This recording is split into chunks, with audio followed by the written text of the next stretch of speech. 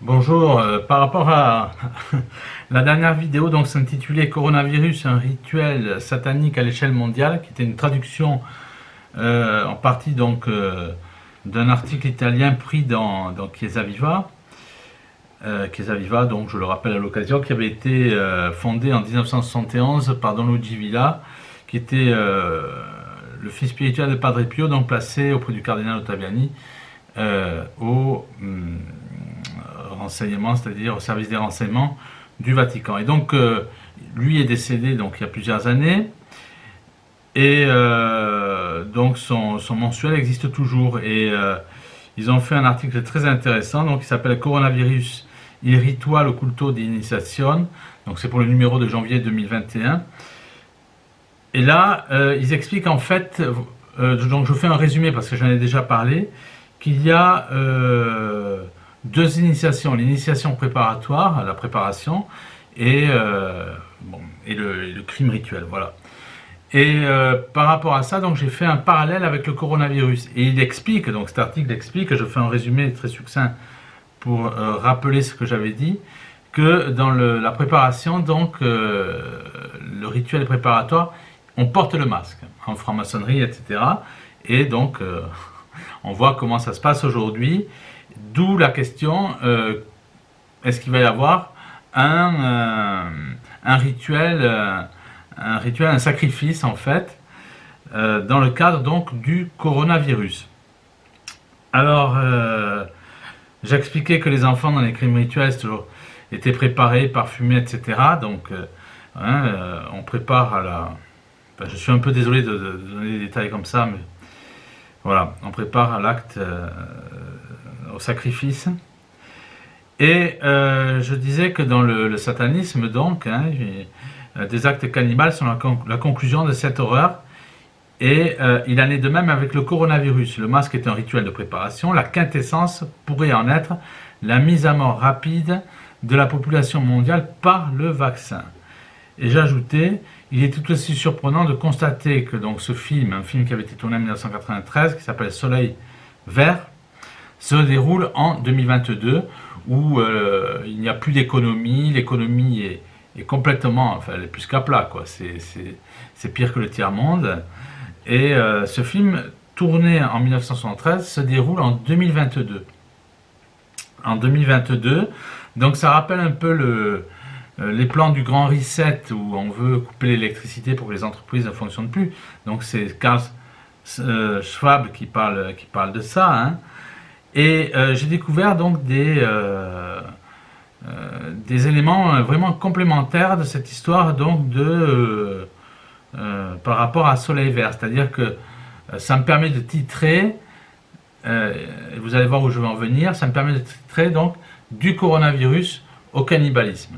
Donc on voit que ce film, je le répète de manière assez lourde pour que ce soit bien acquis, bien imprégné, Soleil Vert est tourné en 1973 et il se déroule en 2022. Et les habitants, où l'économie est complètement par terre, c'est un autre monde, hein, c'est vraiment un autre monde, où l'économie est vraiment par terre, il n'y a plus de nourriture, et pour survivre, donc, les habitants de la planète, hein, la population doit consommer une pilule qui contient, à leur insu, donc ils ne le savent pas, qui contient donc de la chair humaine.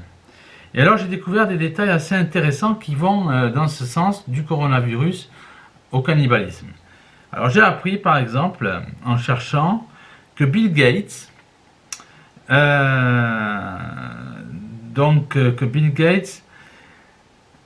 voilà, il est très étrange d'entendre que Bill Gates, quand il dit vouloir empêcher, voilà, il veut chercher à empêcher ou à changer la lumière du soleil.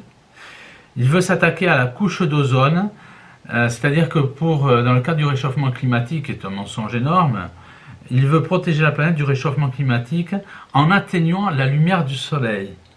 Alors vous pouvez aller sur internet, vous tapez Bill Gates, lumière du soleil, vous allez voir, il y a plein de références, ça ne manque pas. Et donc il va atténuer la lumière du soleil. Et donc, par conséquent, le créateur de Microsoft a financé un projet de géo-ingénierie climatique qui va dans ce sens Et donc s'il change la lumière du soleil, je dirais que de facto ce n'est pas une lumière rouge que l'on connaît du soleil, mais c'est une autre lumière. Donc ça me rappelle aussi un peu euh, le titre de ce film, Soleil vert. Soleil vert.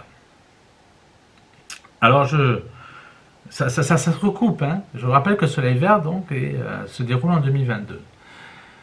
Alors il y a un document aussi qui va dans ce sens-là, qui est téléchargeable sur le site. Alors, il y a qu'à se servir, hein. C'est vraiment pas compliqué. Vous tapez The Sparse Pandemic, deux petits points, 2025-2028, et vous allez sur le site de l'université Johns, donc Hopkins, avec un H, Hopkins. Et alors là, c'est complètement surprenant.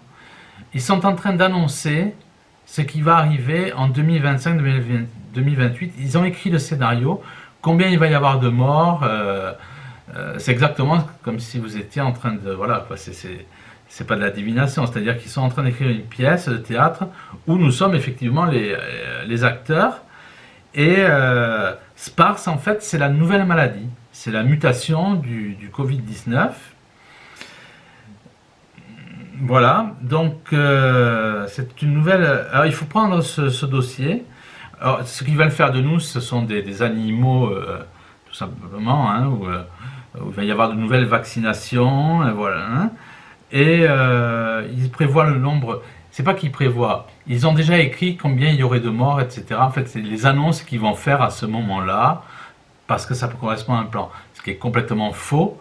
Hein, c'est comme si 10 ans avant on avait dit voilà, il y a 1000 morts du coronavirus, enfin bon, je ne sais où, mais ce n'est pas donc de. Ça n'a rien à voir avec un don extra lucide, c'est qu'ils disent voilà, ils ont écrit les annonces qu'ils vont faire à ce moment-là pour effrayer la population, etc. Donc c'est un canevas qui est déjà un scénario qui est déjà écrit, on va dire. 4 ans à l'avance. Donc rien n'est fait au hasard, et c'est ce que je disais avec le coronavirus, entre autres choses. Vous prenez le billet de 20 livres sterling, 20 comme par hasard, comme l'année, et vous retrouvez sur le billet de 20 livres sterling une antenne 5G et le dessin d'un virus un dessin du coronavirus. Et on avait aussi, j'ai largement parlé de ça, la cérémonie d'ouverture en 2012 des Jeux Olympiques de Londres, où le stade ressemble à un coronavirus, où il y a des antennes 5G, et vous avez des enfants qui sont kidnappés par des démons, et ces enfants, comme par hasard, sont sur des lits d'hôpitaux. Donc on voit bien que tout est prévu, que les scénarios sont écrits, et là, je le répète, il n'y a qu'à se servir. Et qu'est-ce qu'ils expliquent? Ils disent qu'ils veulent organiser une pénurie alimentaire et conserver, alors ça c'est pas écrit comme ça, mais et conserver les humains dans un cercle de vaccination. Mais organiser une pénurie alimentaire. On est en plein dans Soleil vert, une fois de plus, où il y a une pénurie alimentaire et pour donc survivre, les habitants doivent se nourrir de pilules vertes contenant de la chair humaine. Voilà, donc c'est c'est comme avec Schwab, il n'y a qu'à se servir et lire. Le scénario est complètement écrit. Et donc ils ont même prévu pour 2025 le nom du vaccin qui s'appellera le Corovax. Le Corovax. Voilà, donc en fait ça a pour but d'éliminer, on le sait, avec les Pierre Delberton, la population mondiale. Ça rappelle aussi complètement ce film, dont j'ai déjà fait la mention à maintes reprises, un film de science-fiction, s'il en est, où donc des enfants sont amenés avec des trains extrêmement rapides, complètement inconnus. Donc j'émettais l'hypothèse de trains qui pouvaient exister aussi dans des villes souterraines. Bon, c'est une chose que je porte un peu sur le devant de la scène parce que je sais qu'il y a des chercheurs parmi les gens qui m'écoutent et des gens qui sont quelquefois plus instruits, enfin quelquefois souvent plus instruits que moi. Voilà, et donc dans Hunger Games, ce sont les enfants, ils sont, je sais plus, peut-être une vingtaine ou une trentaine, et il doit y avoir deux vainqueurs, et les deux vainqueurs sont les deux survivants, ils doivent s'entretuer. Et donc on a affaire à un paysage pareil où il n'y a plus d'entreprise, on voit des murs, des choses comme ça, on voit notamment aussi une soucoupe volante, c'est assez intéressant. Et donc on a affaire à un paysage complètement apocalyptique. C'est le paysage de The Sparse Pandemic, donc que vous retrouvez sur ce site de donc le site de l'université Johns Hopkins. Et ce qui est très intéressant dans ce film Hunger Games, c'est que les populations, les communautés sont isolées et fragmentées. C'est exactement ce qu'on retrouve dans le scénario donc, qui est mentionné dans The Sparse Pandemic, donc je répète, Sparse qui est la mutation du virus Covid. Le but du jeu, c'est ce que dit Schwab notamment, c'est qu'on soit constamment dans ce cercle de vaccination, de nouvelles épidémies fantasmagoriques, et de mettre là l'économie KO. Et là, dans ce film, le nom du président, donc il n'y a plus de nation, tout ça, le nom du président dans ce film de science-fiction, c'est Coriolanus Snow, qui est l'anagramme de coronavirus. Tout à fait simplement. Alors, pour parler de cannibalisme, mais vous avez, il faut reprendre un article que j'avais fait sur Pepsi Cola et le cannibalisme sur Profide Catholica. Les exhausteurs de goût donc sont faits avec des fœtus humains. Ça a été découvert en 2011, j'en ai fait un article. Ça, on voit que, entre autres choses, la fille Clinton, etc., on sait qu'elle fréquentait un restaurant cannibale avec certains de ses amis très connus, si j'ai bonne mémoire, à Los Angeles. Donc, on est dans ce que Walt Disney disait que le cannibalisme était la quintessence de l'homme. C'est-à-dire qu'il n'y a pas d'acte sacrificiel sans cannibalisme. C'est l'aboutissement. L'adrénochrome dont on parle tant est un acte cannibale, bien entendu. La Chine, on est en plein dedans aussi. La Chine, si vous reprenez l'histoire de Mao, Mao, il faut le savoir, effectivement, on n'en parle pas parce qu'il faut quand même ne pas jeter la lumière sur ces gens-là. On a tout fait pour créer la Chine et protéger ce pays illuminati sous le contrôle de la dynastie Delhi. Et Mao, donc, est un pédosataniste. Les communistes à l'époque, quand ils se sont emparés donc, du pouvoir à l'époque de Mao, consommaient de la chair humaine. Non pas parce qu'ils avaient faim, non pas parce qu'il fallait survivre, mais parce que c'était un rituel. Un rituel où on consomme de la chair humaine, voilà. Le communisme est en plein dans trouve sa source tout simplement dans le satanisme. Vous avez exactement cette description qui est faite avec l'Union soviétique, qui est née sous le signe du Scorpion, où tous les chefs communistes étaient un grand nombre de gens qui pratiquaient donc des sacrifices humains. On dit même que le crâne de Nicolas donc II était entre les mains était conservé dans de l'alcool. Il faut lire ce livre donc sous le signe du Scorpion. En tout cas, vous en avez une description de ce livre, un résumé dans mon prochain ouvrage, donc qui paraît fin janvier, début février, qui est les Superloges numéro 4. Et les Superloges numéro 4, c'est très intéressant parce que ça traite d'un sujet qui est complètement inconnu.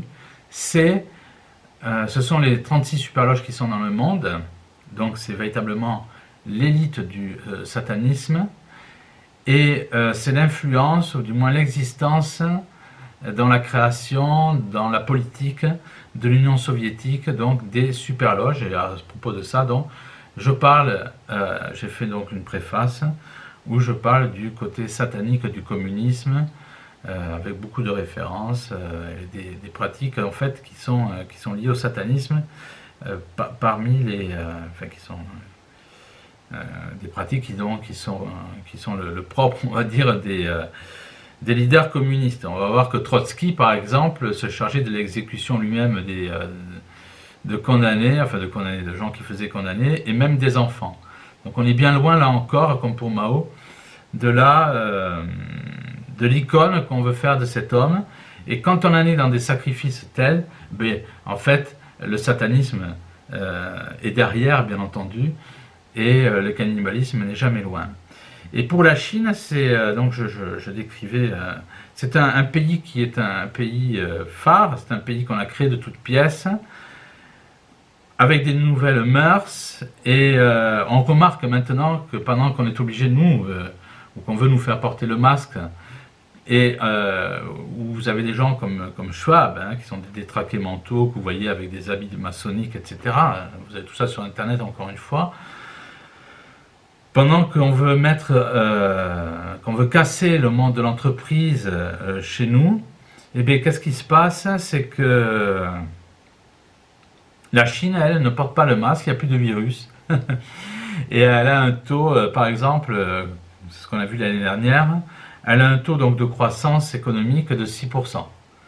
C'est-à-dire que on est en train de faire de ce pays dont les leaders communistes sont des cannibales, pour dire les choses, voilà, hein, ce qu'on n'a voulu jamais dire.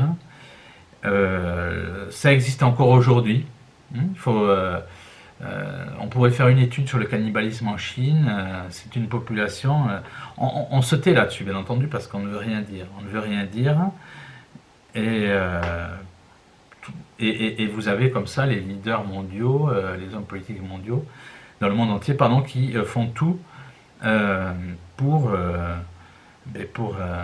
créer l'État chinois. On le voit encore avec les 2 millions d'espions chinois qui sont de par le monde, où ça c'est Trump qui en parle, où on a les Clinton et autres ont trahi donc des secrets d'État, secrets militaires pour tout simplement pour la Chine. Donc c'est un État qui est créé pour servir d'État Illuminati. Et cet État, donc, entre autres, il y a des pratiques, je ne peux pas faire moins cher, des pratiques cannibales. Donc voilà où on en est. C'est que on est passé d'une culture qui était il y a 2000 ans, on va dire approximativement, hein, où la planète entière était catholique, ça c'est une réalité. Il y a même un livre dont je n'ai plus le souvenir du titre, qui a été publié en allemand en 1850, dont la traduction existe dans les éditions Saint-Rémy d'ailleurs, qui explique bien que la terre entière avait été catholique, et puis après on assiste progressivement à une apostasie. Et bien là c'est ce qui se passe, c'est-à-dire que les mêmes effets ont les mêmes causes, c'est-à-dire que on est en train de retourner à un monde qui est un monde d'avant l'avènement du Christ, où vous avez des sacrifices humains, où toutes ces pratiques-là.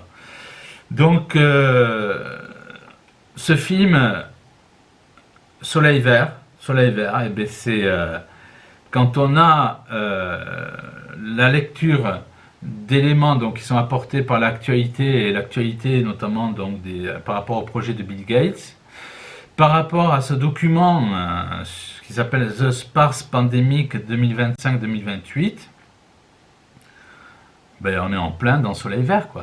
On est en plein dans Soleil Vert. Donc il est fort possible que on balance des choses pour rendre les populations malades. Alors j'en profite pour faire une publicité intelligente. C'est sur la vitamine C qui passe directement dans l'organisme à forte dose. Voilà. Donc le docteur qui a trouvé ça, c'était un élève donc du prix Nobel de chimie, le professeur Pauling, Pawling. Donc vous pouvez commander cette vitamine C chez moi. De toute façon, je mettrai toutes les... Et avec ça, pourquoi j'en fais la publicité? Tout simplement parce que je me suis soigné seulement avec ça, donc de la maladie de Lyme. Donc vous pouvez la commander, m'écrire sur mon adresse mail à Laurent-du-haut, donc la touche du 6, Blancy, comme la couleur blanc, B-L-A-N-C, avec un Y à la fin, @9.fr. Donc je répète, Laurent-du-haut, touche du 6, hein, Blancy, B-L-A-N-C-Y, @9.fr, et donc ça coûte 65 €, franco de port. Vous en avez pour 6 semaines, et avec ça, vous êtes nickel. Voilà. Donc, je pensais que cette vidéo était très utile parce que c'était un complément à la vidéo. Donc, quand vous la visionnez, vous pouvez aussi revisionner la précédente qui s'appelle Coronavirus, un rituel satanique à l'échelle mondiale. Donc, c'est une traduction de l'italien. Et on est en plein dans cette logique, coronavirus, du coronavirus au cannibalisme. Je vous remercie infiniment pour votre attention. Je vous souhaite beaucoup de courage et puis prions, restons prêts, ça c'est l'essentiel. Soyons en état de salut, c'est ce qui compte. Il est un péché d'être désespéré. Dieu est plus fort que tout, et tous ces satanistes sont en train, en fait, tout simplement, de vouloir instaurer leur ordre, mais finalement, ils vont échouer. Je pense qu'en fait, pour faire bref, on est en train d'assister à une forme d'apocalypse extrêmement light. En fait, c'est pour que les gens comprennent que voilà, il y a quelqu'un ou une entité, enfin une entité très claire, c'est le Christ et la Sainte Vierge, c'est la Sainte Église catholique qui sont au-dessus de tout ça. Il faut s'en remettre à la Sainte Église catholique. On a trop perdu de temps avec des hommes politiques qui n'ont rien apporté. J'ai encore écouté les vœux de Jean-Marie Le Pen, c'est de la daube puissance 10 000, quoi. Il n'y a rien, c'est creux, mais à un point. Ça montre qu'on a été trahi de toutes parts. Donc maintenant, il faut bien comprendre ce message qui nous est adressé, c'est revenir à l'église, et tout se passera bien. Voilà. Encore une fois, bonne année, et à très bientôt. Au revoir.